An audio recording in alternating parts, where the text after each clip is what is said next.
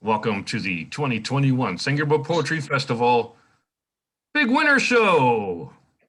Today we celebrate the poets who are all winners when it comes to coming up with poetry. We're going to start with the Broadside Contest. I'm going to show you who those winners are. First, we have a wonderful flyer made by Coco. Coco, thank you for always making wonderful flyers. It's flashing, so I hope nobody here has epilepsy. And here we go. Here's the list I was looking for. All right, so for the Broadside Contest, the People Choice winners are, far and away, first place, Evelyn Lane. Applauso. Oh, it's tough to get applause on Zoom. Yeah, round of applause. It's round of applause. Yeah, she had an extraordinary 29 votes. 29 votes. That's right, Evelyn. That's a lot of votes. You got a lot of Second votes. place, Mega Sood. And third place, some lady named Stephanie Logan. No relation to the movie. All right, so to start us off on a very happy note, let's have our first place winner, Evelyn Lane, read her poem now. Are you ready, Evelyn? Need to unmute. Yeah, Mom's just trying to get the poem up just in case we need a little prompting. Okay. All right, baby. Tell them your poem. Bright shine of the day out. Go ahead. Bright shine of the day. Everything is bright and blue. Everything is Not really the same. not really the same. And some people told me, right? It's real because it's real. Because there's a statue. Nobody knows. Some people told me stuff you do are not really good, so you don't have to slow down on work. Oh. Evelyn, you did a much better job than I did the first time I read a poem. Good work, Evelyn. Wow. Yeah, congratulations. Thank you. Good job. Where's Red? Keep it on the off. I'm right here, baby. You did a great job. Thank you. Thank you. I didn't know you were talking so soon. Did you write a poem, Rich? I've written a few, yeah, baby. You should say them to other people if you're on Zoom. Some other time, baby. This is for the other people, but Yeah. we'll do that This some is other for time. all of us. That's right. For your Oh, poems. okay, baby. We'll All right. listen to them Right, later. Evelyn's right. We're Some going other to time, give baby. everybody a chance to But read thank you. today. So, Rich, your time will come. Absolutely, yes. You know I'm a fan of your poetry anyway. Why didn't you enter the contest? Oh, well, whatever. Okay. All right, now I can see everybody. Mega, did you want to read your poem? Yeah. Go ahead. So the title of my poem is Saving is a Grace Bestowed by the Almighty. Saving is a grace bestowed by the Almighty. In a world where we live, and every other breath is laced and mixed with fear and anxiety in equal proportions. A world suffused with wishes, broken desires, and hushed whispers. A world doused with frenzy and mayhem, dreams frayed at the ends, bursting apart at seams, brittle hopes failing as a tourniquet for my bleeding self.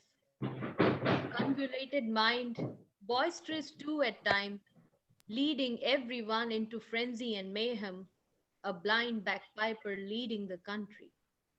In such visceral times, a poem with frail breaths, gasping and scratching the innards of words, feverishly looking for its sustenance. In A here. poem with its tremulous still center, heavy as a stone, thick as an accusation, can't seem to absolve our sins. Poetry in times like these afford us no such luxury. The warmth of our soft words failing endlessly in the insides of a hungry mouth, a mere drop in the vast barren chest of parched lands. My juxtaposed mind unspooling the puzzle quietly, looking out the broken window frame, smiling alone, lightening up my crow's feet. Saving is a grace bestowed by the Almighty. Thinks, how many sparrows lining my courtyard will I save this summer with my half-broken cup? Thank you, everyone. Nice. Mhm. Thank you, Megha. You know, I just, my brain just finally figured this out. I wanted someone to be able to see someone, but here is Evelyn's poem, in case you haven't seen it. I should have had that up while she was reading it. Sorry about that, Evelyn.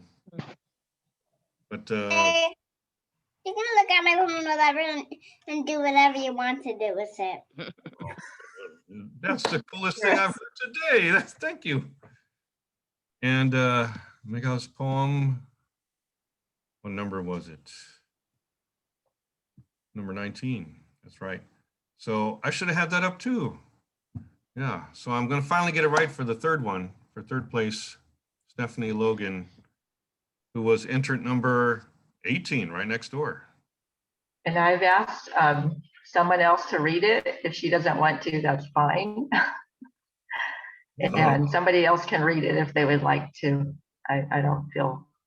Well, then we can have a moment. We all read it silently. Here we go. Okay. Sharon can go right forward if she wants. It's really short. Go ahead. Give us your mic. The only problem is it's difficult for me to see it. I'm on my telephone. And I do. Oh, that's much better. Thank you. Is that better? It's really short. That's it. Right there. Very short.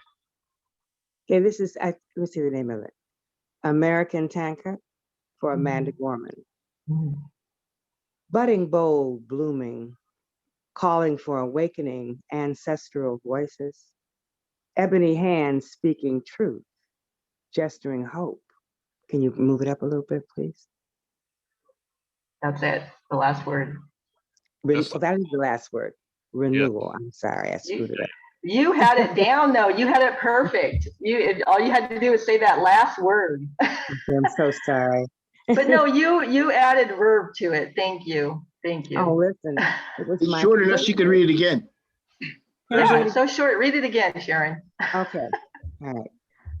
Budding bold, blooming, calling for awakening, ancestral voices, ebony hands speaking truth, gesturing hope, renewal.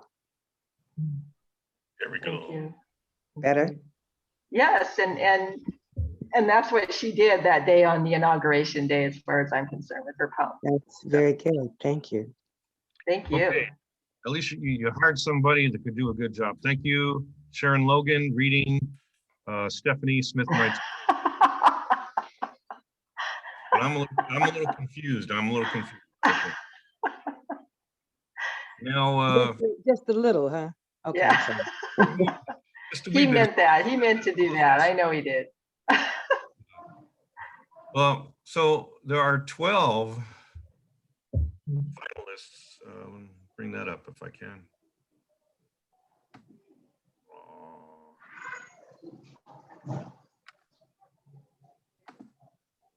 Back and forth. Ay, ay, ay.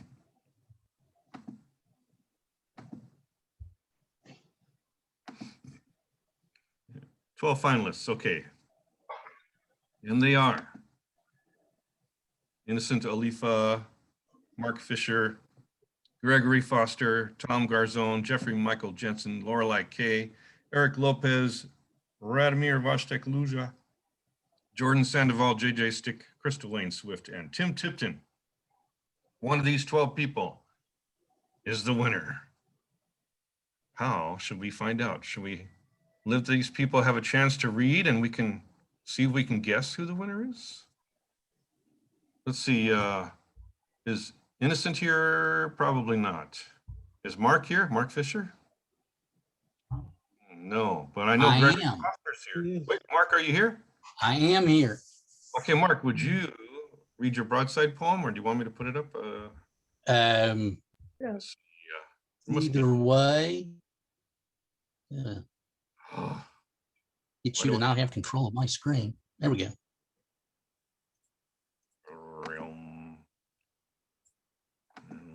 Switching back and forth. There's got to be an easier way. Okay. And you were entrant number. Do you know what entrant number you are, Mark? 10 or something like that. 10 sounds right. That sounds right to me too. Let's see. Named it. Got it. Go ahead, sir. Entanglement. 12-bar quantum blues in random time, with some doubled up doppelganger in resonance, with the jukebox jangle dancing out your take apart bones in moonlight and beauty, spinning off like dice, playing craps with the universe, swinging like the queen in a pack of cards, 52 factorial, and the collapse of the wave state when another moment makes up its mind and becomes measurable, drifting back like all the rest to the back of the casino, up against the wall until it's forgotten and decayed to incompleteness, slipping time like a tip to the waitress doing her nightly sway through the crowd of the cosmic dive we're all waiting in, waiting for the poet to start making sense and the drinks to kick in before it's too late and we all return to the place we were before. Woo! Now I should say, to be a finalist, on a 10 scale, you had to get at least a 5, right? So the top 12 got 5 or better, and the bottom 11, who shall go nameless, got lower than 5 on the cruelty scale. So I figured out a way to do this without switching screens. All I have to do is check the phone. Okay. So next up is Gregory Foster. Do you remember what entrant number? Oh, I remember his entrant number. I think it was like 21 or something, 22.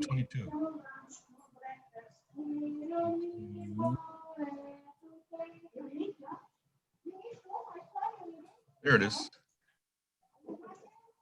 There you go, GT. Go ahead, sir.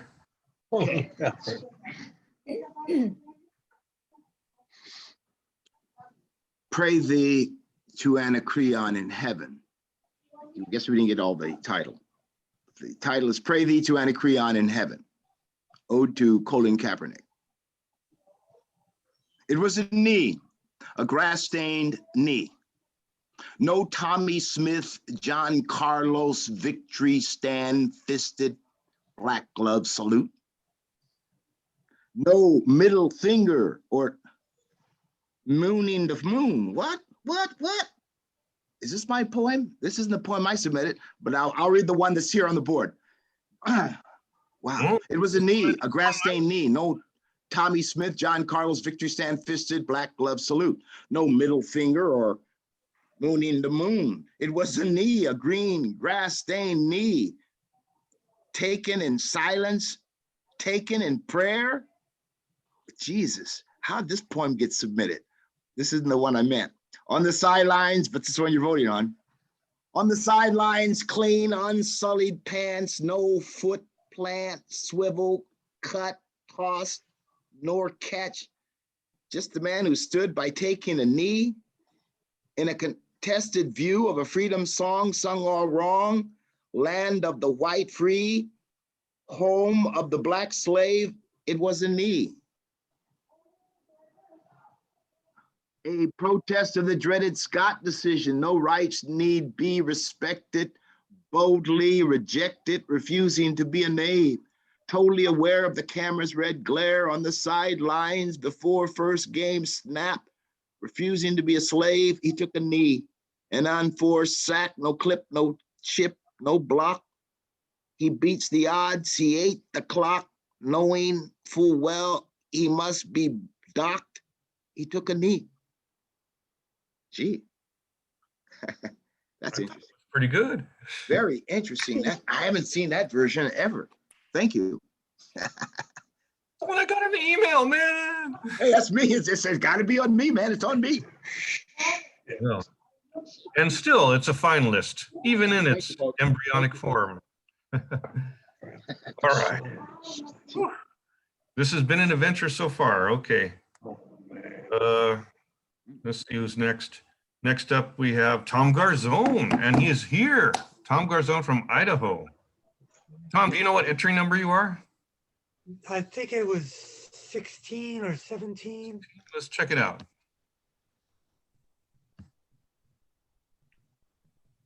"17, called it." Go ahead, sir. Right. Talking to my Gibson Melody Maker, landing on a plane, blackout 1977. In your case, the felt sweats as the DC-7 lands and New York's lights have shut off. Only LaGuardia's red auxiliary beacons illuminate a runway, guiding me from my brother's valley of dreams. Your early 1960s rosewood and steel string solid body is born with just bass pickups and freshly strung at the Phoenix airport. Here I marvel in the riotous dusk, wishing to play the blues, to sing with the harpists in the village, pseudo-folk era shading its electricity. But then I store you in the new case. You're not weary of time and birth, like a mummy or genie who grants my desire to play the way young boys following their idols sick with foolish fantasies. Uncle Jimmy plays you like a childhood friend. Then he tells me to learn how to play on your rigid neck. My Yamaha amp rings with a heartache of teenage nebula. I hadn't sold you out for the NYPD to search for your remains, but simply settling you beneath my cot. Silent, listening to the utterances of literary struggles, a tongue that grapples with Shakespeare, Whitman, not Zeppelin, The Who, Tull, or Pink Floyd. You were a cocoon who spread their wings on a landscape of wonder, landing on the South Ferry, grunting below the Verrazano, adapting to my unreal thoughts. Shocked, lifeless bard, going through phases and terrorized by miscreants. I am told Mother traded you for an unknown value after selling the house on College Avenue, your fret still needing repairs, just as my existence, your tuning head glimmering through eternity. Our empty venues of Staten Island lead me to the vibrating mass media in Manhattan, or farther into the provisions of a fading planet. Though how archaic is your body, where decades shift to resolve, and I've seen you laughing at my performances, just as a justified musician, as a true artist, who had bequeathed to me by everlasting Dionysian eyes. I can see you exhibited for session men who spawn you in the Renaissance, playing for the form of your memory. Good stuff. Good stuff. Well, I hope you're taking score at home. Remember, it's on a 10 scale. Rate it however you want to rate it. And we'll compare it to my numbers in just a few minutes. Hey, is Jeffrey Michael Jensen there by any chance? He's probably working. He works on the weekends. Let's go to Lorelei K. I remember Lorelei is here. Lorelei, do you know what number your poem is? I think I'm 5. 5. Well, you look no younger than 10. Okay, For those who aren't speaking, please mute your mic. I'm hearing background noise. Please mute your mic if you are not the poet reading. Thank you. Right you are. Go ahead, Lorelei. Okay, I seem to be a little hoarse, but straightening flower fields. I'm sure Gustav Klimt never meant for the couple in his masterpiece, The Kiss, to be lying down. The painting, which has inspired millions of replicas on posters, pendants, pillows, phone covers, postcards, puzzles, even masks in the present pandemic, shows the famous pair in a passionate embrace in a compact kneeling pose. But in the assisted living facility where we visited my husband's mother to arrange her hospice care, move it, Dawn. Dawn, I can't read her. Thank you. To arrange her hospice care, right there in the hallway leading to her room, the iconic couple was in a prone position. Someone had hung the picture sideways. And they weren't the only one with their frame out of kilter that day. His mom was also prone, completely bedridden. That was flagrantly wrong too. Instead of being able to happily chop onions, blend spices, or stir batter in her own well-stocked kitchen, cooking had been her lifelong passion. Only 5 years before, she had invited us to enjoy her own home-cooked Thanksgiving meal. Now, styrofoam containers of food appeared in her room. Her boxed lunch sat uneaten by the bed, getting cold. Though I tried feeding her, dropping small bits of spaghetti noodles into her waiting mouth, like feeding a baby bird. After a few bites, protests of, "I'm not hungry," halted further progress. When I asked if the sauce tasted good, her expression, like the flower-laden female in The Kiss, said it all, except it wasn't pleasure. Before we left, my husband helped me straighten Klimt's world-renowned painting. After all, generations of art critics, students, and lovers have all admired the gold-bedecked duo kneeling in a glorious field amidst a riotous explosion of color. As we drove home, however, thoughts of the anonymous picture hanger lingered. So you're having trouble because there's some background noise? Yeah, it's just the background noise. Yeah, who's not muted? Can we mute everybody? Radomir's not muted. Okay, make sure you're muted, everybody. It's making The it. host has the power to mute whoever's making the noise. Radomir is not muted. Don, Radomir is not muted. Radomir, can you mute? Yes. I can't hear anything. I think this is the first time I've ever Zoomed. I've never Zoomed before. Oh, you're very clear, though. You are extremely clear. I can't hear anything. I don't know how to solve that part. I'll just go on. Let's see, as we drove home, however, thoughts of the anonymous picture hanger lingered. Could his impression have been correct all along? Maybe Mom's upright season was ending, and the time was approaching for her to lie in a fragrant field of blossoms. And if whatever lies ahead is anything like the flowery haven of bliss Klimt created, who was I to try to straighten it? Quality. Top 12 for show. Good stuff. Good stuff. Okay. Let's see who else we got here. Eric Lopez. I don't remember seeing Eric here. He's in Oregon. Radomir, you're next. And you're at the very top, entry number 23. We'll find him. There we go. Can you see your poem, sir? Oh. It's your time, Radomir, to read your poem. Can you hear me? Ooh, this is not easy. I'm saying I can't hear anything. I can't hear y'all. I can barely hear anything. I don't think you can hear me either. It's your time. Oh, you're very clear. You're extremely clear. You can read. I don't think, this is the first time I've ever Zoomed. That's what I'm trying to say. All you have to do is This is the first time I've tried this. You're doing great. I don't know how to turn on. Oh, okay, all right, you can hear me. All right, I'll read it. Never mind. Whatever. Okay, here we go. Writing on her mask. Ocean north of my soul, abducted by a wounded hole, soiled by the sordid sea. Does she ever think about me? Sailboat traversing a hidden lake. She never stops playing with poisonous snakes. Hours of shrapnel in my head from the bullets she launched in lead.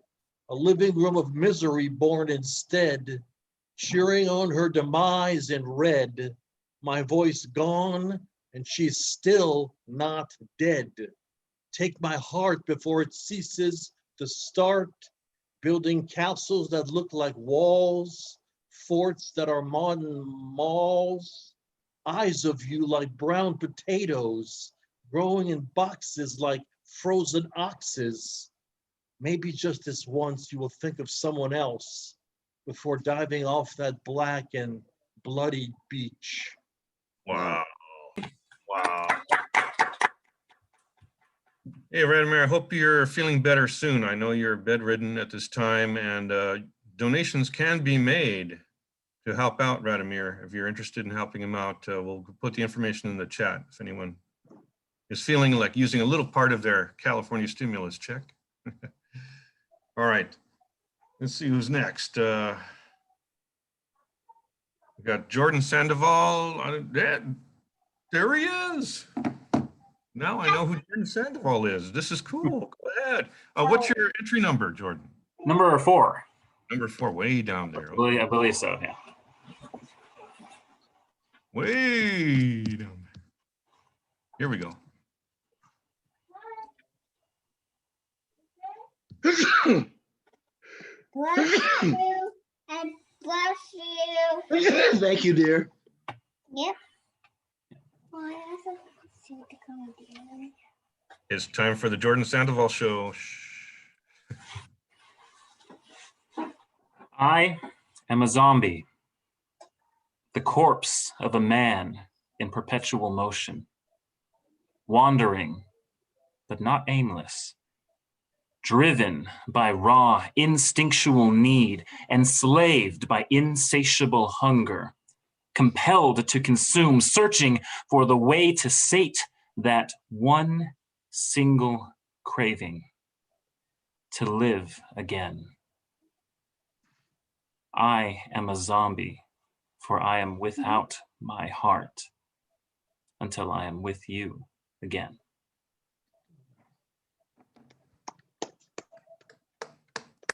It's tough to get applause on Zoom, but let me tell you, Mr. Sandoval, I really like your poem, and I'm feeling pretty good about these finalists that I've chosen. You are definitely worthy. Worthy. Okay. Thank you. All right. You're very Is JJ Stick here by any chance? JJ Stick? I don't remember seeing that name, but I know Crystal Lane Swift is here. So do you remember your entry number? I think it was Yes. 14? 14? 14. Ah, the fact that you remember it's a good sign. Oh! That's why you're a finalist. Okay, here we go. Okay. All right. Special poem. My brown-skinned girl. My daughter asks me why her skin is brown and mine is white. She wants to know if my skin is better or if hers is better. I fumble with, our skin is equally good, knowing that I am inadvertently reinforcing a harmful nod to colorblindness. I start over. I tell her that the same day she was born, Simone Biles was winning more medals than any gymnast had ever imagined. I tell her that today, gymnastics is outlawing Simone's moves because she's superior to any other gymnast. I tell her about the unapologetic Nina Simone. I tell her the month she was born, Simone Manuel was setting records at the Olympics as well. I tell her that the Obamas gave people hope, as does Kamala Harris. She already knows the stories of Dr. Martin Luther King Jr. and Rosa Parks. I tell her about all of the little Black children in Oklahoma City who sat in restaurants day after day asking politely to be served. I tell her that their persistence, even when they had to stand, when the white people took their chairs away from their tables, led to the integration of those restaurants. Through mist in my eyes and with only so many details, I tell my little one about Darnisha Harris, fatally shot at 16, and Ayanna Stanley Jones, 7, struck in her own house as she slept by the people who were supposed to protect and serve them. I tell her that her brown skin comes from her birth mommy who trusted me enough to adopt her. I remind her that she shares a culture with her Auntie Shantae, who she loves so much. My daughter is 4. She sees the good in people and in life that I am blind to without her eyes. I'm happy I have brown skin, Mommy, she says as she goes back to playing with her Hot Wheels. I want nothing more than to dismantle this white supremacy that would ever make my daughter question the value of her brown skin.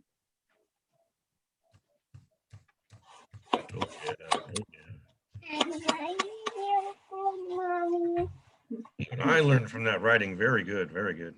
Thank you. All right, and the final finalist was Tim Tipton, who lives in Ventura, if I recall correctly. So that must be quite a distance. What am I saying? This is Zoom. Anyhow, so those were the 12 that I thought were best, and one of them is the winner. Which one is it? Oh, wow, that's really quiet. All right. Mark. All right. Well, I think the least cruel way is not to give the scores, but remember it was on 10 scale and everything, and all these people got more than 5. And so the winner is Lorelei K. That's right, with a smashing score of 8, far higher than any other participant. Believe it. Congratulations. Yes, you're the winner. Wow. That's I'm right. really A broadside will be made of your poem. I will confer with you and we will make a beautiful broadside. Yes, we will. Wow. Congratulations. Thank you. I'm really surprised. A fine poem, a fine poem. Oh, I beg anyone to differ with me. It's a fine poem. All 12 of those poems are wonderful. no. Really surprised. Okay. There's some tough competition Because there. we don't Really have to do tough an acceptance competition. speech right now.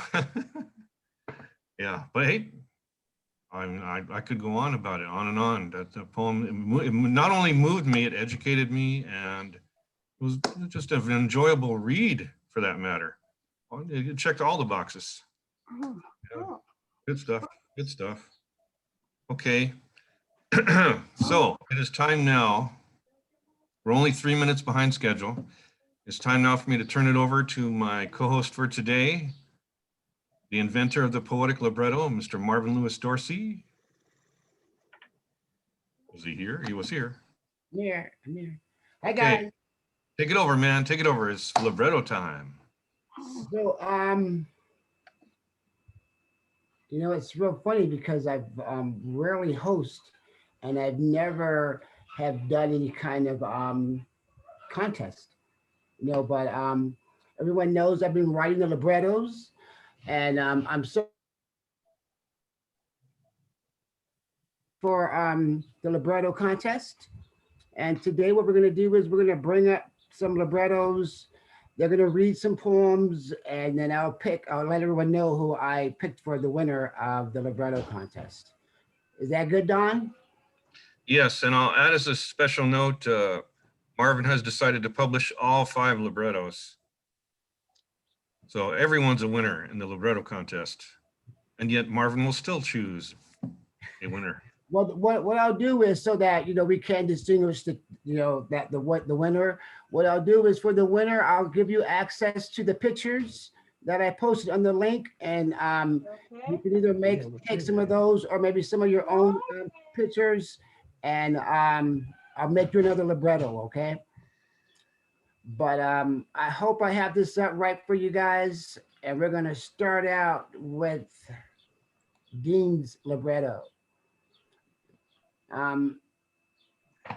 It's a beautiful libretto. I really liked it, Dean. And once again, I want to thank you for submitting your poetry for the libretto. Which poem would you like to read? Do you know? Okay, let me pull it out. Did you want to post his libretto, sir? I thought it was up. I'm sorry. No, nothing's up. Nothing's up. Okay, hold on. Okay. Hold Why on, don't you Dean, do number Dean, give me two? a second. Number two, I'll read it because it's probably it's something I wrote. Turns it up. Yes. Yeah, put it on number two. Has a Japanese word. There it is. Okay. It's uguisu. That's a Japanese bush warbler. Very common bird in Japan. You want to shrink it a little bit, Marvin, so we can see You know, it? how do I do that? Oh, it's that 297%. Change the percentage of the top middle from 297 to maybe 150. Again? Where do I do that? I'm sorry. Go to the right. Right in the middle. Right in the middle of the top there. Yeah, a little more. Or just minus. Whatever works. I'm sorry, guys. I've never had to share someone else's stuff. Yeah, well, hey, today's a day of firsts. Oh, you got like a meltdown. It says it's not responding. Who can? Yeah, it looks like Adobe froze on you. Yeah, you have like Adobe's frozen. Don, can you bring it up for me? Not your fault. Okay, I'll bring it up. I'm sorry. Yeah, close the window. Can you close the window? Yes. Oh, you're using Windows 10. I feel sorry for you, sir. It's frozen. Ooh, Adobe frozen. Oh, frozen Adobe. Lord have mercy. Yeah, I had them all up. Maybe that was the overload. Could be. All right. Give me a moment. I'm going to bring up his file. Okay, Dean.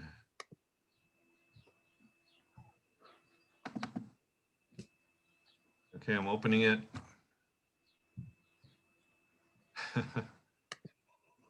I'm using Microsoft Edge. It's slow. Those Would you files. would you tell a joke in the meantime? Yeah, it might take that long. Good, man. Yeah, you're not kidding, man. Why do girls gather in odd numbers? Why do girls gather in odd numbers?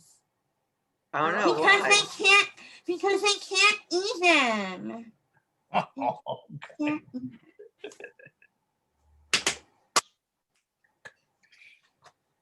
Thank you. Coco, you ain't right. You ain't right. You ain't right. You just ain't right. They said to tell a joke. Okay, I've got it. Good one, Coco. Poem 2, Don. That's so odd. Here we go. This should be a more manageable size. But is anyone seeing it? I don't see everybody. There it goes. It's working? There we go. All right, Yeah. and then I'm going to scroll it to the poem. And then I'll bring it up a little bit if I can. Is that readable right there, sir? Yeah, I could read it. Can everybody see it? I don't know. Okay. Okay. Yeah, it's kind of an experimental thing I'm going to do. We'll see how well the experiment works out based on your response. It's called uguisu. It's a Japanese bush warbler. And it says, uguisu, I hear you. Sing, glories, mornings, risings, warblings. Do you? Do you? Do you? Do you? Do you? Do you? Do you? Do you? Yes, I hear you, uguisu. I don't know. I don't think it came through. I was supposed to make a bird sound. You did sound like a bird. Yeah, that's the way the You bird did. calling. You got it. Yeah, you got I it. could do one too, I think. You like need a mic, you know, Well, a sound chamber. that was a fun poem. Fabulous. Thank you, Yeah, Dean. that's the one. Okay, thank you. Hey, Marvin, who else you got? Why don't you bring up Stephanie? And since Stephanie, your haikus are so short, why don't you read 2 for us? And I'll try. I'll try, Marvin Dorsey. Let me shut out some of this background noise. somebody share it. Medication, cripple of drum stampeding rhino. Don, I'll try to share. Okay, go ahead, Marvin. Right. Yeah, I love Dean's poem. That's a fun poem. Really fun. It makes me think of that No, you got it. internet. Now, how did you bring it smaller, Don? Now, up in the middle, there's a 236%. Go to the right. You see 236? Okay. Yeah, click that caret and bring it down to maybe 150 or, well, at least this doesn't kill the computer. Yeah, and bring it to the poem. There you go. There you go. He done it. Stephanie's libretto is really nice. What poems would you like to read, Stephanie? Let's see. Let's skip it down to, let's start with this one right here, maternal relations. The first poem, Marvin, the first poem. Yeah, the first one. So Okay. I wrote, just so everybody knows, I wrote like a mother-daughter relations librettos, and I started at the top, basically right here with the, relations of women and their mothers and daughters. And then I took the generations from the top and went down. So here's my one on maternal relations. Mother-daughter warmth, usually a bit tepid, always on the edge, seeking satisfaction, awaiting validation. Ooh. Anybody can relate to that, maybe? You ladies? Yeah. So let's scoot down to one more. Yeah, this one here, Granny. So I start with Granny. It's really short. Granny, jazz era vintage, 1920s flapper dame, sassy, classy. So. Do we have time for Stephanie to read one more for haikus? Sure, one more. Sure, scoot it on down to the next one. So then I go to my mother. Mother dear, a 60s housewife, awaiting liberation, capricious, restless. And then of course, all the pictures kind of, tell the story, hopefully, if you saw the whole thing on the screen. So, and then I take it all the way down to my granddaughter, but we won't read all of those today. And it gave me a great, let me just say, it gave me a great idea to start writing more poetry about mother-daughter relations. So, yeah. All right. Thank you, Stephanie. We'll go next with Lorkay. There. Okay. And You're what gonna- would you like to read? You gonna put it up? Oh, yes, hold on. Oh, I keep forgetting to do that screen share thingy thing.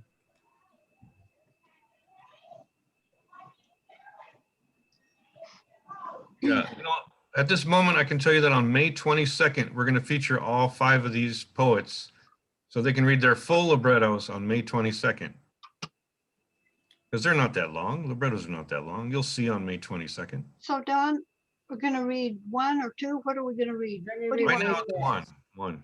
One, okay. One. Skip down to attending my former lover's wedding.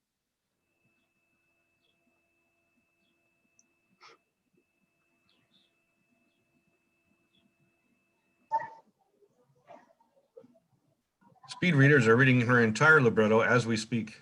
There we are. There we are. Okay, attending my former lover's wedding. Before the long-robed priest they stand, all smiles, my ex-lover and his soon-to-be new bride. Yet before the ceremony began, he confessed to me his feet felt icy cold, and at any moment they might skedaddle for the hills. But chilled or not, instead of fleeing, They inched their way languidly up the aisle toward the wooden altar. During our many years together, he chose hiking mountaintops over attending Mass and outdoor vistas over sacramental wafers. He also chuckled gleefully at the grandiloquent hats he had seen perched flamboyantly atop hallowed heads at any high and holy Mass. Until her. Now he kneels piously at his own wedding Mass before the priest who speaks with an accent he used to declare too foreign to understand. His home hosts the reception, showcasing his pride of bachelorhood, brass moose lamps, bear pictures, and rugs running perpendicularly among with tracks of deer, moose, and bears. Not only his manly cave, but his manly Shangri-La. All because he said, I do. He now has Marianne residing in his bedroom and a 3.5-foot statue of the Virgin Mary presiding in his living room. The bears, moose, and elk paw restlessly, all glaring at these new intruders. With 2 new women moving in, how many of them might soon be forced to move on out? See, there's a typo. Can that still be fixed? I have a word duplicated. Send it to me. I'll change it for you. If you can send it to me, I'll make the edit for you. Okay, thanks. You're very welcome. Who's up next? We're gonna go with Coco.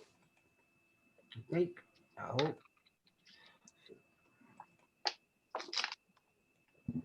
I think one thing that these librettos did was it was able to show me that there's so many different types of poetry that fits into a libretto.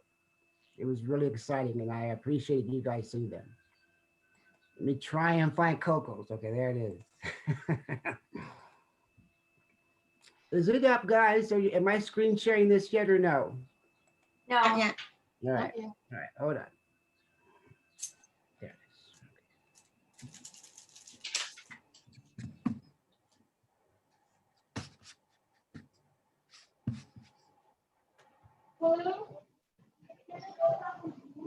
Coco, what would you like to read today? Prescription. Prescription.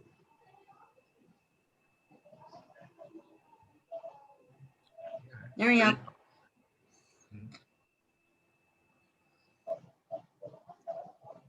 Okay. Prescription. I get my sugar fix prescribed.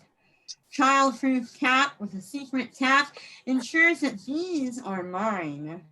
Corner drugstore has so much more, so many flavors I've yet to try. Doc knows best, so I ignore all the rest and beeline down the aisle. Check out, please. I scratch all my fleas, knowing soon I'll get my fix. Free for me, because I'm a member, you see, of those who are in dire need. Shakes and quakes, a mind running with no brakes, about to collide with reality. As I open my jar, trying to park my running car, something amiss as I spill the beans. This isn't a joke. Tires spinning, burning smoke, my engine revving, NASCAR strong. Peel out back to the store, gas pedal crushed to the floor. This candy, for sure, was not mine. Harry Potter tricks have ruined my fix. Being boozled by Bertie Bots. Get my ass out the car, place the beans back in the jar. No way to seal this fucker shut. Be calm and be cool. No one wants to play you for the fool. The voice overheard through my screams. Clutched tight by my side, trying to hasten my stride as I make my way back through the store. No smiles from me, though it was very clear to see that something was terribly wrong. Place my prescription once more. I need you to be sure. I plead with the pharmacist. Sweat drips from my brow. This is serious now as my eyes begin to twitch. I take these for you, not me. High beams flashing feverishly. Damn car just won't quit. Wipe the torment from my face. A look of fear takes its place as I cool my engine down. It's the only way I can function and live with you in conjunction as I battle my PTSD. And this is the photo that I chose to go with it. Oh, no, that's not the photo. Where'd it go? That's the photo? Oh, no. Yeah. No, it was the other one. It was the other one. I guess it missed out. That's okay. It's okay. Thank you, Coco. Thank you. And our last contestant reader is, and I just want to say, this is the last contestant and the winner of the Libretto contest. There was something about it that just somewhat stood out. So congratulations, Mark. Oh, thank you. What would you like to read today? I was thinking about words, just Words. like page 8 or 9, something like that. Got it. Well, we're not seeing it yet. Okay. Oh, sorry, my bad.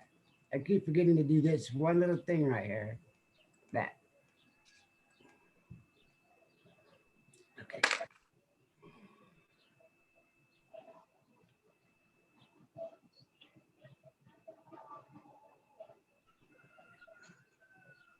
Let me make it a little bit smaller. Is that small or too big, Mark? I think it goes a little further, doesn't it? So 100% maybe? That better? Yeah, I can work with that. Right. Words.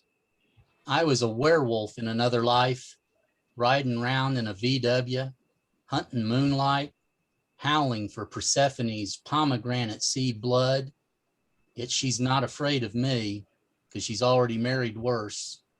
Though her kids won't hear any more chicken little fears, symptomatic of our madness, or the scent of a church and the laughter of forgotten gods, never really becoming anything except cameo cloud faces in a pale pastel sky, unfazed by mere meteorology, but will fade away as I write these words. Thank you. Let me show you guys the cover of this thing. Fracture, a Poetic Libretto by Mark Fisher. Thank you, Mark. Thank you. Welcome. Back to you, Don. Thank you, Marvin. Nice to know that all 5 of them are winners, but the choice, Mark Fisher. And duly noted. All right, that brings us now to the final 2 contests, the chapbook and book contests. It's already been announced on Facebook that the 4 winners of the chapbook contest are all winners because Four Feathers Press publishes 4 poets at a time. So all 4 of these are going to be published. And of course, each of you will be consulted in terms of production. And I agree, Coco has a way with words. If anybody's reading the chat, it's true, it's true. Coco, a high finisher in several categories, like this one. She's in the top 4. We have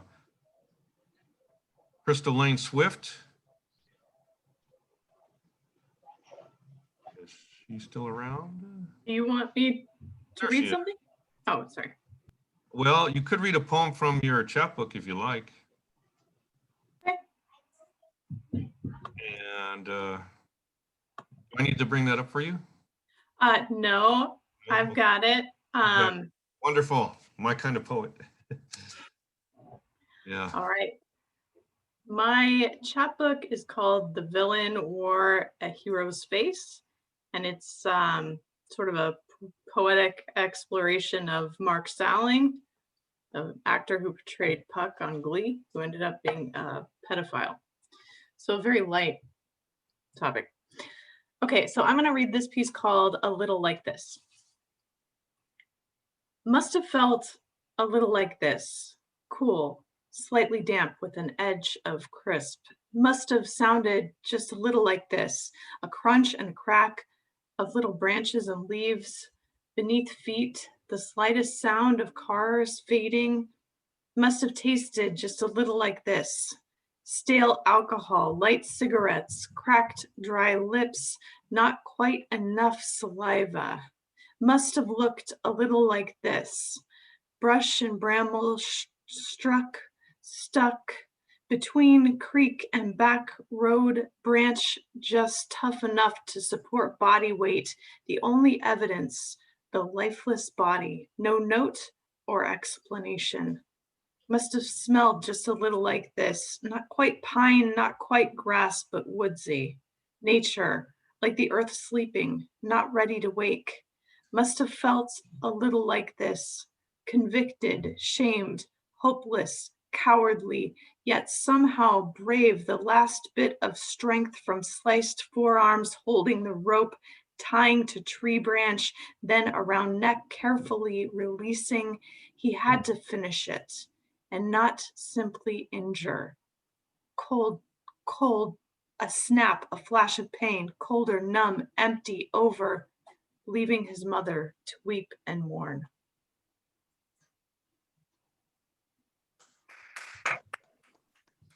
Thank you. Thank you, Crystal Lane. Your poetry is so powerful. And are you tough enough to hear your score? I guess so. Yeah. I don't know. I just, because I did place these four. I did place them, and you got Okay. four. You got fourth out of 13. Okay. That's nothing to sneeze at. Nothing to Thank sneeze you. at. So you're being published, and we'll talk about how it's going to look. Okay. Thank you. So in third place, we have a fellow who's been waiting very patiently, Mr. Ken Scott. Third out of 13. Do you have your poems handy, sir? Yes, I do. Go ahead and choose one to read. Okay, the piece that I'm going to do out of the chapbook that I submitted, and the name of the chapbook is called Shroud of Daylight. The piece that I'm going to perform is called Our Words Are Worlds. I was made in the image of the one who speaks worlds into existence. Thus my words are far more than mere syllables and nouns and conjunctions. They are constructs for my realities. They are architectural patterns that reshape my place in this world. They lay down the paths I travel and set the courses I navigate. My fate is sealed in my expressions. By my own words, I am either justified or condemned. In the hereafter, words alone can save or damn. Our words are worlds. In the beginning was the word, the promise, the divine sacrifice. Death and life are in the power of the tongue, and they that love it shall eat the fruit thereof. When I am silent, my mind can hear the countless words of numberless stars, clouds and waterfalls, mountains and seas, distant worlds and galaxies, the vast wisdom of past, present, and future eternities coexisting within the singularity of one absolute meaning, life and healing to all who willingly hear. And I constantly seek to capture on finite paper that still center who always eludes such containment, the perfect one, Father and Son, whose only dwelling place is the human heart. Yet I continue to write the holy core that is salvation, so that one may read the words and see and live. To speak the word is to peacefully walk the skies, explore the lower depths of the waters, and travel the cosmos, crossing the heavens as the divine image of the one who speaks worlds into existence. Our words are worlds. Nevertheless, being both poet and American can be difficult these days. when we are called to be the last remaining shred of conscience in a nation that simply doesn't want one. Our words standing as lone soldiers against juggernauts of darkness, greed and avarice in the highest offices of church and state, while the people are led like sheep to the butchery of the senses, slaughtering souls in whited sepulchres. Yet our words remain standing, undaunted, the weapons of our warfare by no means carnal. I am become the sharp, two-edged sword whose blade remains still and yet divides between flesh and bone, joint and marrow, soul and spirit. My words discern the thoughts and intentions of the heart. A single still blade shall pierce the juggernauts, and they shall fall. And in that day shall our words build anew, becoming constructs and architectural patterns for worlds of peace. Our children shall cry no more. Our words are worlds. The path is clear for the one who truly believes that the invisible is the only true substance of everything visible, that words are reality. The word is the life. We, as living words, move through words as if through air, invisible substance that gives us breath, spirit. We speak, and seeds of change are sown. We become the harvest of our invisible seed, gathering visible fruit into the storehouses of our lives, manifesting the meanings of our words in our own bodies and souls.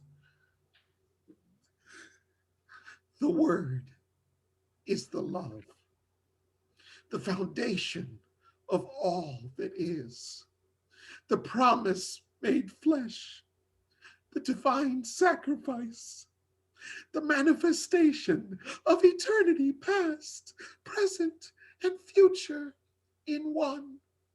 The word is the one, as we were in the one from the beginning, in the love who is the word, divine pattern of all worlds, of all the universe. Our words are worlds. Thank you. Thank you. Outstanding, outstanding, sir. Yep, and that was only third place. Imagine what second place must be like. You know who it is? Coco. She's here somewhere. Right here. Hey, Coco, do you have your chapbook handy? I do have my chapbook handy. Feel free to read a poem from it.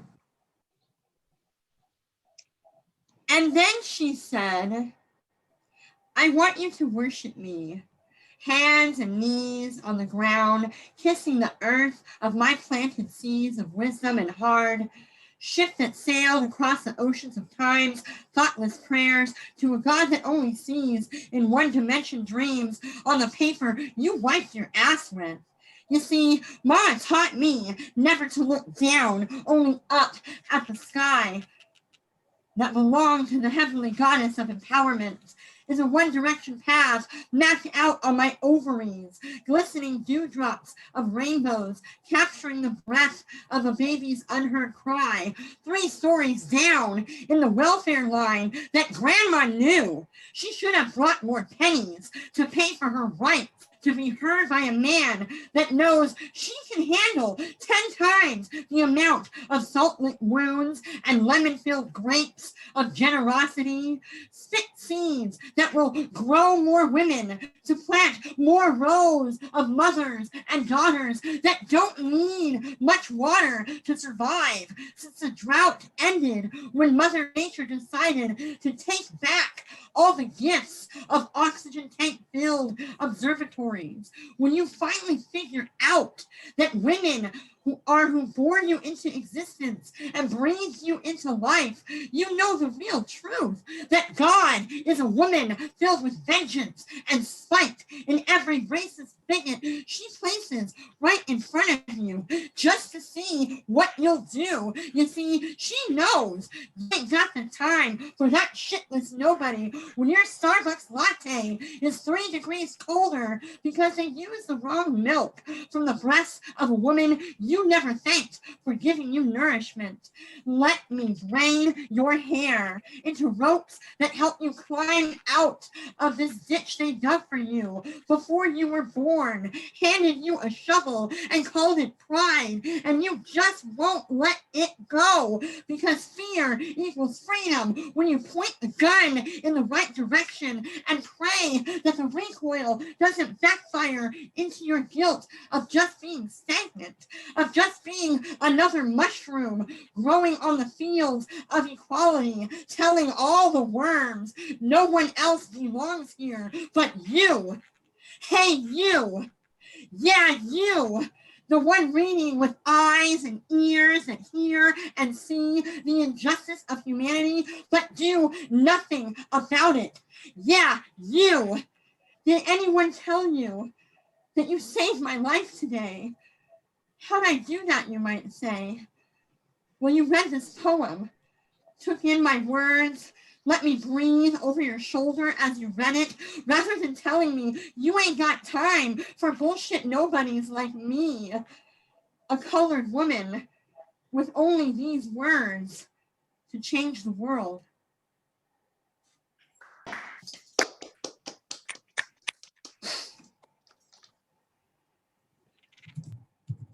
Thank you, Coco. Yeah, I'm feeling pretty good about my judgment right now. Fabulous poetry, fabulous poetry. Hey, but there's all 4 of these are getting published, but first place, who was it? Nobody kept track on Facebook who the top 4 were. Because then you would already know who's left. Karaoke! It's a wise voice. That's right. Karaoke is the winner. First place. Ooh. Indian Nation. Okay, and I think Coco deserves the poetry decathlon prize here. Wow. Well, she's This a winner. She's a multiple winner. Don't feel bad for her. not. This is my second poem in my Indian Nation. It's called Ode to Dirt. It's a poem. By the way, I read, when we visited Michael's place in Arizona. Okay, good. Okay, yeah, you can. Okay, Ode to Dirt, and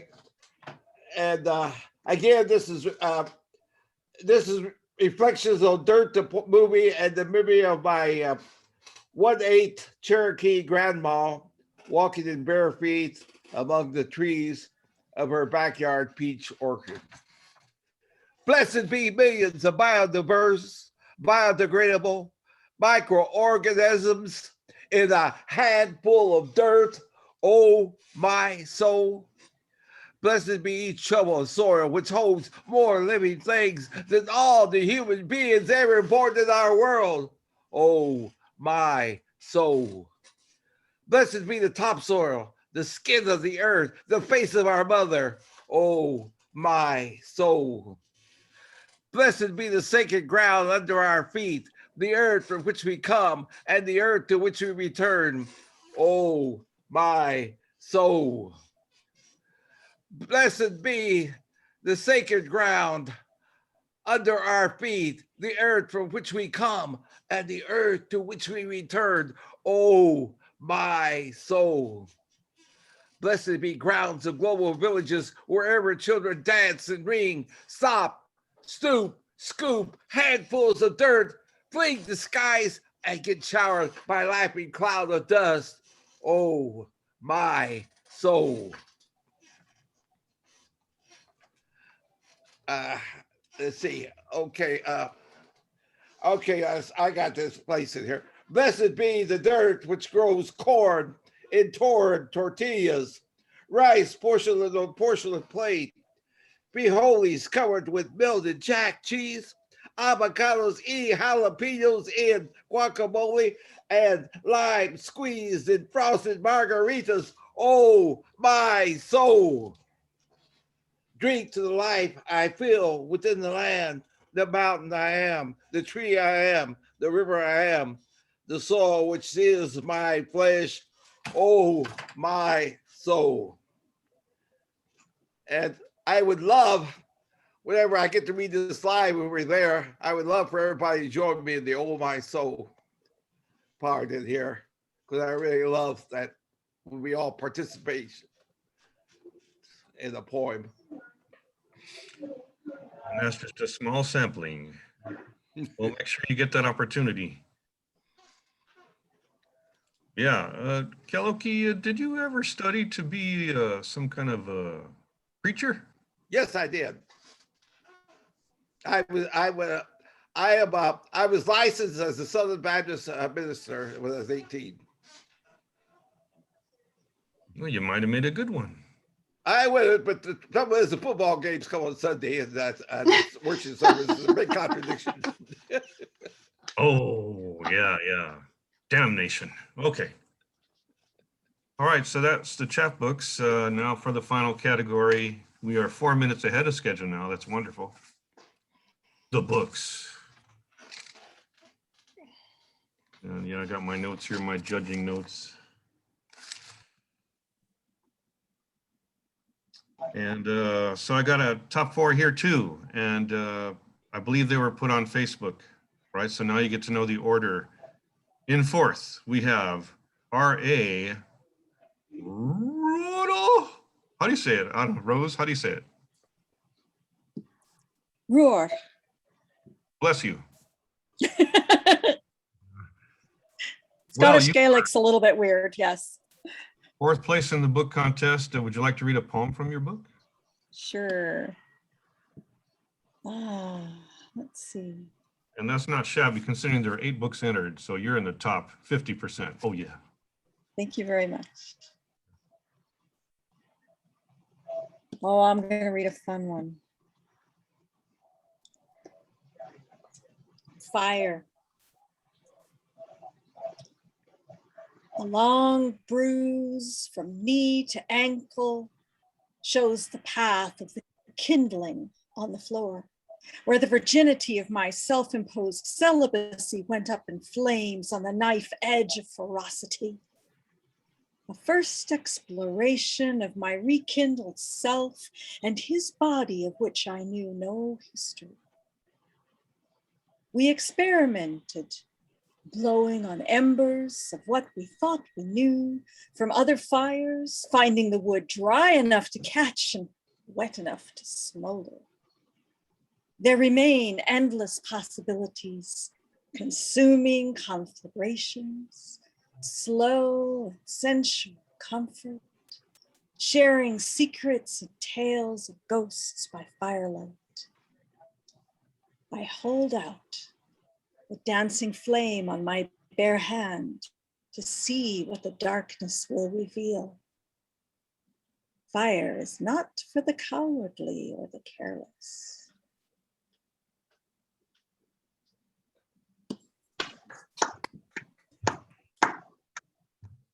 Isn't she featuring in May for the Saturday Poets? Yes, she is. That's good stuff. Yeah. Okay. Yeah, Looking forward to that. Thank you. Very magical writing. Very good. The opportunity to read again will come soon, I'm sure. And that brings us to third place. That multiple award-winning poet. We all know her name. 4 letters. Say it. Come on, 4 letters. Who could have? Coco. That's who. Coco. Coco. On Broadside, she won. No, she won just about everything, man. We won from your book, Coco? So honored. I'm so honored. Let's do something fun. Let's do, where is it? I thought I pulled it up. Here it is. Trump says in Santo, I have a great relationship with the blacks. I will build a great wall. The beauty of me is that I'm very rich. It's freezing and snowing in New York. We need global warming. We don't have victories anymore. I don't even wait. I just start kissing them, grab them by the pussy. As long as you've got a young and beautiful piece of ass. I said if Ivanka weren't my daughter, perhaps I'd be dating her. I hire people. It costs me $3. That's to be expected. My Twitter has become so powerful that I can actually make my enemies tell the truth. You know, they're standing there with no clothes. They had a person who was extremely proud that a number of the women become doctors. I will be the greatest jobs president that God ever created. I'm their worst nightmare. He made a good decision. People that have lots of problems. It has been well documented. I take advantage of the laws of the nation. I did try and fuck her. I moved on her like a bitch. I have never seen a thin person drinking Diet Coke. Our great African American president hasn't had a positive impact on the thugs. I think the only difference, I don't have to brag. Even if the world is going to hell in a handbasket, I won't lose a penny. It's called checkout time. Yeah, she's beautiful. I don't want to be like the Miss Universe pageant. Are we babies? I know nothing. That makes me smart.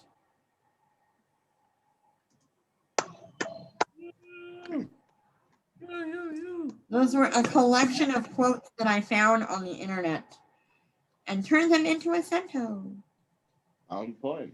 And the title of the book is called Tales from the Plagues. Of 2020. Yeah. Interesting stuff. Interesting stuff. It's quite a collection. But second place, the Cento Master, Joshua Corwin. Oh, Would you like to groovy. read one of your poems from your book, Joshua? Sure, I'll read the title piece. The collection is How an Orchid Stays Alive, and it's about suicidal ideation, depression, friends going to hospital, love, all the good stuff. This is how an orchid stays alive. And I wrote this at the onset of a suicidal depressive episode. How an orchid stays alive. Immobilized in my armchair butterfly, life keeps me down. It felt like my body was being stretched. Heaven's thunder threatens me, crawl back to bedlam bed sheets. My feet, hands, eyes, heavy. Rhythms, torturous souls, solar flares ignite, nuclear windshield wipeouts scalded by pity. Word letter came to mind, a deep, dark depression. I thought of Hesidus. I lie awake at night, and it is the middle of the day, full of self-pity. I am alive, layered, one moment peeled into another, numb. I feel the burn, the purple dark corridor in my mind's eye. Couldn't relate. Weeping for dread and dreary is too much, pointless. I have no choice but to relinquish the vain glory. I don't want to feel like killing myself. I don't think anyone ever wants to feel like killing themselves. I had feelings of that nature on Tuesday when I cried. An alien force comes from nowhere. It inserts itself into one's mind. I picked scabs on my head until they bled and bled. The only way to live and escape the nightmare is to fly, sitting in my chair. Reminds me of thunder when I was young. I'd gotten upset with my father. Nowhere words, gun, bullet, gun. I couldn't save him. Gun, bullet, gun, screams, whistles, hums. And I felt a purple darkness wash over me, the thunder. Powerless over my feelings, not over my attitude. There's a soliloquy somewhere here. I felt depressed. So I think I will improvise. I kept hearing immobilized in my armchair butterfly. Thank you. James Tate, the armchair butterfly. Oh, yeah. Okay, so again, if you were on Facebook and you saw the 4 names, there's only one name left, and that's first place. Radomir Vazhnuja, the winner of the book contest. Now we just got to wake him up. Radomir, are you there? Okay. You're the winner, man. Oh, thank you, guys. Thank you so much. I've never won any book stuff, poetry contests. You have now. Thank you. I'll just read this short. It's mainly short poems that out of a nursing home where I'm still at right now. And I'm sorry if I'm getting a lot of noise, but I can't control the environment around me. I just can't do it. And I apologize. And I'll just read a short poem out of the collection. It's about my fiance Patricia. Missing you in this auburn stew. Apricot hair like a sun-drenched stare in this inebriated lair. Needing you is the frosting on the flake. Wanting you, the crust of the lake. Seeing you, the apple red bosom of the bake. The beauty and brawl that is you. Never lending itself to the truth, only missing you in the dark. When your face shimmers and voice plays, you, a completely different hue, bound to my soul like a laughing foal, a bent iron mole. Thank you very much, guys. God bless you all. Thank you. God bless you. God bless you, Luz. God bless you. It's a very God bless you, Radomir. Yeah. Thank you. Thank you for being with us today. I know it's not easy. You guys. As I was saying, it's a very compelling book. I just had to read the whole thing straight through. It was really awesome reading. Very proud to have Spectrum Publishing publish your book, sir. We will consult you about its final look. Absolutely. Nurse it all along the way. All right. So there you have it. Those are the winners for the 2021 Sandoval Valley Poetry Festival contests. We'll post those names very prominently on the websites. Spectrum Publishing, Saturday Afternoon Poetry, Four Feathers Press, Bobby John Press. I think I covered it all. We have a few minutes left for anyone who would like to read. I know there are some people who are interested in reading.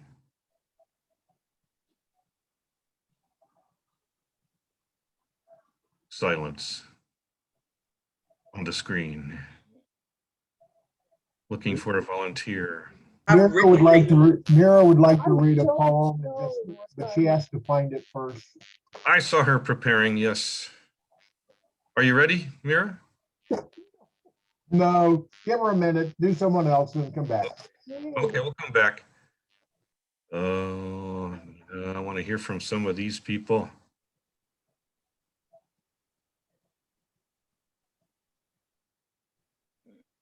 Where's Rich Ferguson? Isn't he supposed to read?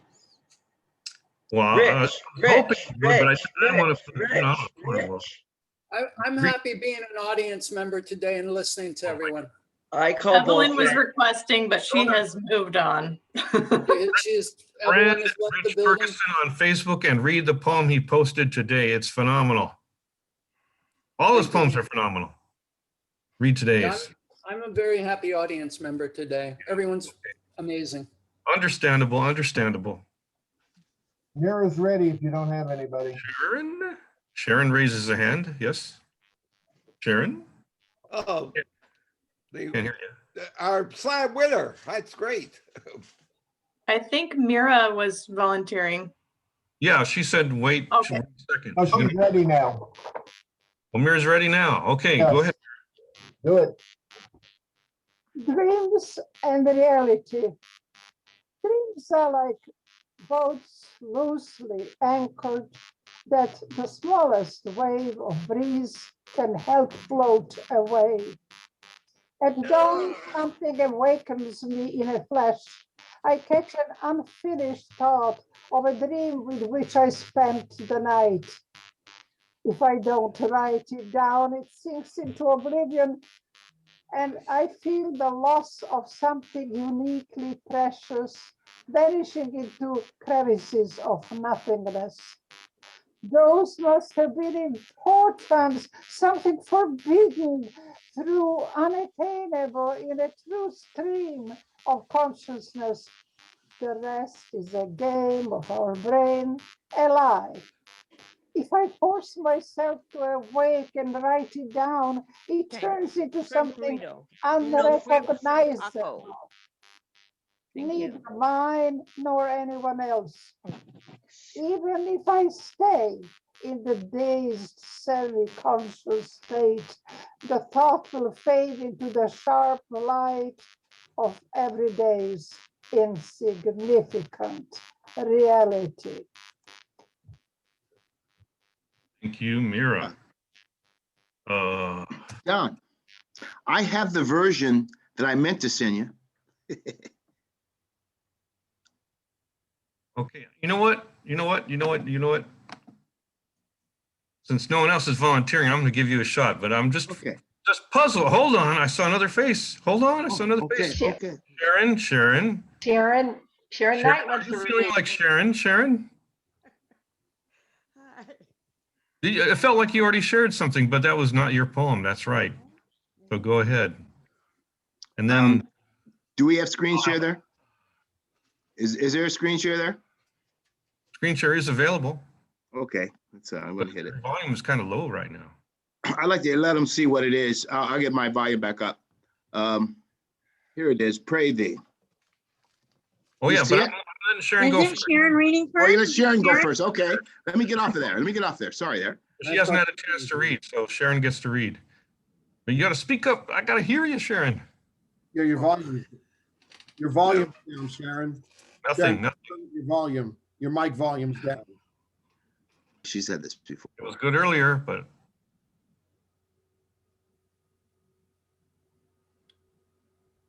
You got to adjust your microphone gain. Your volume is still down. you got no volume. Still can't hear you. The Zoom days will be over someday. We can only pray. The Zoom days away. Still can't hear you there. No, she's gonna check out and come back in. No, your screen is gone. Yeah. Oh, she was working earlier. Oh my gosh. Sharon is going Now you're muted. 80 degrees trying to get this thing to work. Let's see, the one that in the mute. Not happening. Oh, that is a tragedy. Microphone volume. Try F3. Your F3 sometimes. She said she's on the phone, I think. Phones, yeah, okay. Okay, I'm gonna actually. There you are. Now we're hearing you. We're hearing something. We got you. Something right. Oh. Oh, now you. Uh-oh. Now you're out again. You had it for a second. We saw that word. Whatever she got right, do it again. Yeah. Don't you just love those tiny controls? I know, right? There you go. Yeah. Almost. Yeah. Nope.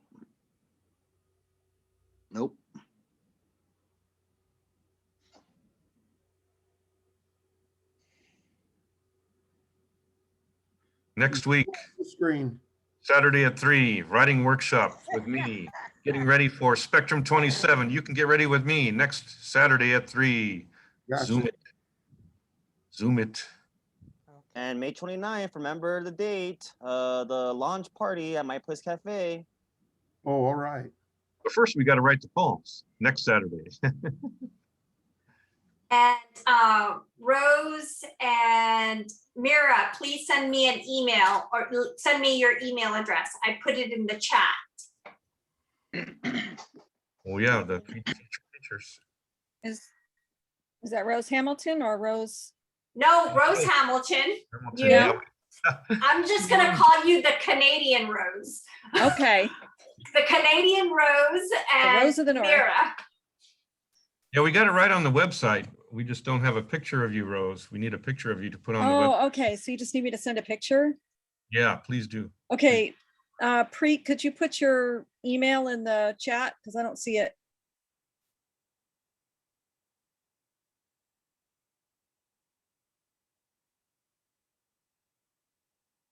Sharon, we still can't hear you. Wow, this is not working. This is so sad. What a great poet. Screwed up my thing, you know what I mean? Sharon, I came in for a minute. Yeah, there you go. Go It's ahead. very weakly. Now you're gone again. Gone again, yeah. Oh, we Shall I entertain us with some goats in the only meantime? have a few minutes left. Okay, well. You know, I had the places for the Broadside Contest. I can post those. We don't have to read them right now. I'll just post those on the website so people can know. I had the top 6 placed for the Broadside. Yeah, I would just like to read the broadside that I meant to send. That's all. Yeah, you know, GT, let me tell you a little something here. Your misplaced broadside, if I remember correctly, it placed,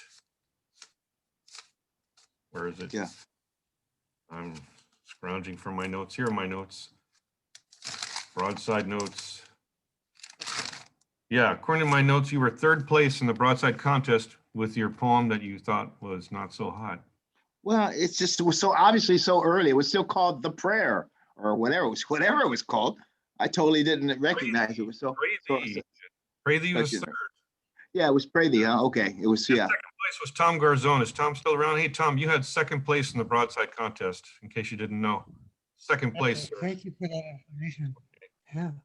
Thought you might like to know. Okay, that's an intro, GT. Do you want to read? Okay, so here's the one I meant to share, folks. No, it's not up, right? Is it up now? Yeah, go ahead and read. Is it up? Go after if possible. Can you see it? You can't see it. No, Can no. you see don't it? see it. No. Okay. That's what I was trying to get you to see it. I was trying to share it. Glitching. I was trying to share it. Yeah, go ahead and share, but I don't know what's going on. It's been a tough day electronically. Yeah. Poems are great, but the electronics. Maximize. Next year's festival hopefully will be in person. All right, here we go. Now you hit share, and then I can hit my poem, and it's got to go right here. Yeah, what I do is I put whatever it is, I put it up on the screen, then I go back over to Zoom and then bring it up. That seems to work. Got it? There it is. Yes. Okay, pray thee to Anacreon in heaven on a green stained knee. Oh, a longer title, yeah. It was a knee, a grass stained knee. No grand Tommy Smith, John Carlos, victory stand fisted, black glove salute. No flip the bird or mooning the moon. It was a knee, a green grass stained knee, a silent, nonviolent, protesting knee. In a contested view of a freedom song sung all wrong, land of the white free, grave to the black slave, it was a knee. A symbolic descent to the dreaded Scott decision, no rights need be respected, defiantly rejected, refusing to be a knave. Fully sentient of the camera's red glare, irate fan boos bursting the pre-game air. In an earnest, brave plea, he bent a knee. In an unforced sack, no clip, no trip, no block. Aware he'd be blackballed, Jetson dropped off a San Francisco dock, he took a knee. On the sidelines in cleats and near clean pants, no end zone dance, touchdown run or catch. Just the man who stood by taking a knee. And that's the version I meant to share. I meant to submit. But so be it. I submitted. You know what? I looked up and when I went to my computer, it's right under the prayer. I must have clicked the prayer and sent the prayer instead of the one that was on top. So that was what happened. Well, it's still, thank you. Either way, it's a great Okay. poem, but it's even better now. Even better now. I agree. The internal rhyme is even better now. Yeah. Yeah. Yeah. Just the beat, the rhythm and everything. It's easier to read. It's just, thanks. Thank you anyway. Thank you. Thank you very much. Okay, now we're pretty much out of time. Oh, she's there. She's there. Sharon's in. Yes. The magic word. See, I said out of time and now Sharon's mic works. Let's do it. Oh my goodness. You ready for me for real? Yes. You guys can hear me? Okay. I just want to read a small poem about, it's called Six Boys from Gina. I don't know whether you remember that story or not. It happened in Gina, Louisiana in 2006. I'm not going to give you too much background because I'm going to finish this poem. Called Six Boys from Gina. One white boy whose weapon was a gun. The law said misdemeanor, son. One black boy whose weapon was a shoe. The law said, boy, you get 22. What of those boys who hung the noose on the tree?